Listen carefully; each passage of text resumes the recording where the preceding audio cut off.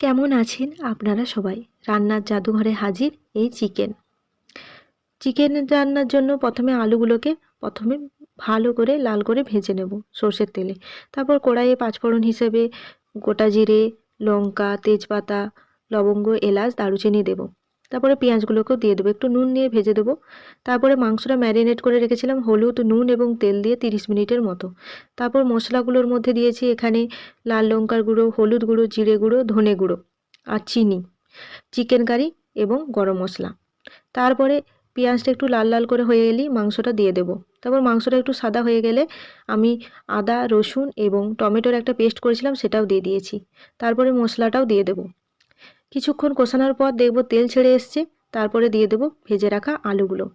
ভেজে রাখা আলুগুলো দিয়ে কিছুক্ষণ নাড়াচাড়া করে উপর থেকে ধনেপাতা ছড়িয়ে দেবো।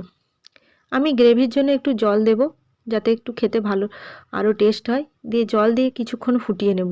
কিছুক্ষণ ফোটানো হয়ে গেলেই দেখব আমাদের মাংস হয়ে এসছে। তাহলেই আপনারা পরিবেশন করুন রুটি বা ভাতের সাথে। আপনাদের আমার ভিডিও ভালো লাগলে অবশ্যই লাইক এবং সাবস্ক্রাইব এবং কমেন্ট শেয়ার করবেন। ধন্যবাদ।